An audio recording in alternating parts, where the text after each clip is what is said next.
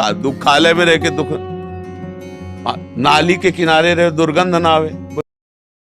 प्रिय साथियों, इंसान जीवन में दुखी क्यों रहता है? आइए पहले प्रेमानंद जी महाराज को सुनते हैं कि दुखी होने का कारण क्या है। महाराज जी, जब से ये मनुष्य शरीर मिला है तब से ईश्वर में सदैव आस्था बनी रही, परंतु इस जीवन में बहुत सारे दुख आए महाराज जी, और पति भी छोड़ के चले गए।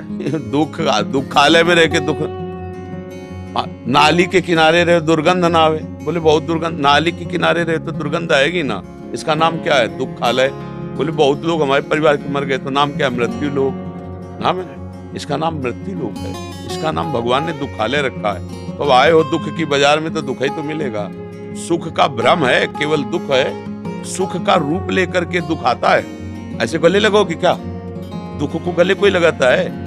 जब सुख की लेवल में दुख आता है और गले लगाते हैं, जब परिणाम में पता चलता है दुख, तो लगता है यार ये भी दुख था, ये भी दुख था, सब दुख था। तो दुख वाली तो बातें ही छोड़ो, कुछ दुख है नहीं है। क्या दुख है? तो आपने सुना कि महाराज जी ने क्या कहा। आइए मैं आपको एक मजेदार किस्सा सुनाने जा रहा हूं।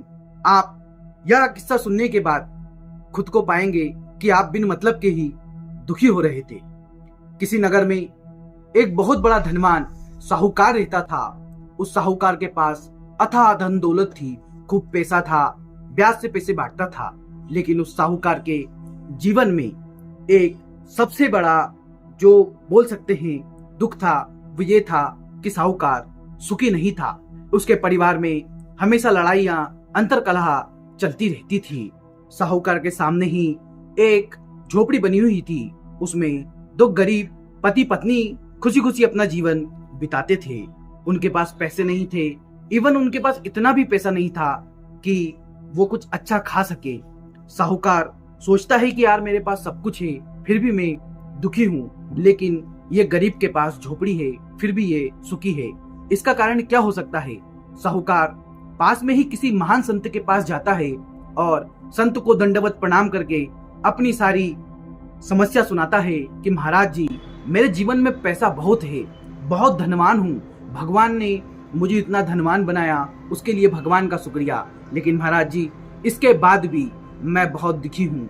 मेरी पत्नी मुझसे लड़ती है, मेरा बेटा मुझसे लड़ता है, मेरे परिवार में कहीं भी सुख शांति नहीं है। महाराज जी, आप मुझ पर कृपा कीजिए।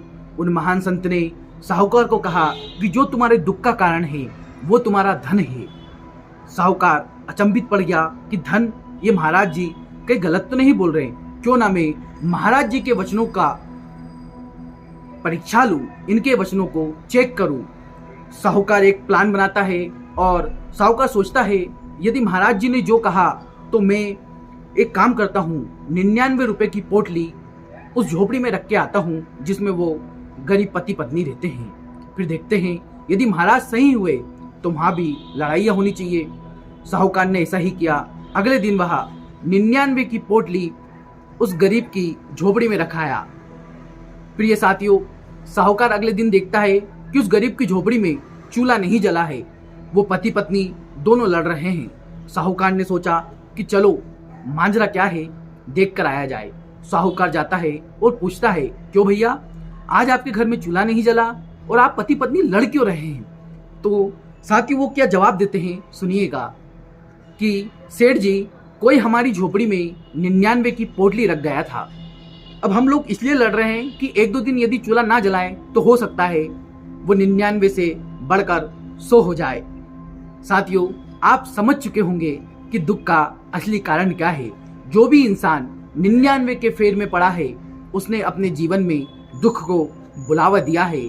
जैसे साहूकार के जीवन में दुख था, वैसे ही पैसे आने से उस झोपड़ी में रहने वाला गरीब जो धन न होते हुए भी बहुत खुश था, जब उसे धन मिला तो वो दुखी रहने लगा।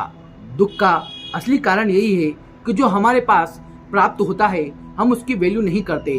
हम 99 के फेर में पड़ जाते हैं और फिर इधर उधर दर दर भटकते रहते हैं कि हमारे जीवन में बहुत दुख है। कई दरबारों में जाते हैं, कई जगह हाजिरी लगाते हैं, लेकिन सुखी रहने का जो सबसे मूल मंत्र है वही है कि जो आपके पास है उसी से संतुष्ट हो जाइए।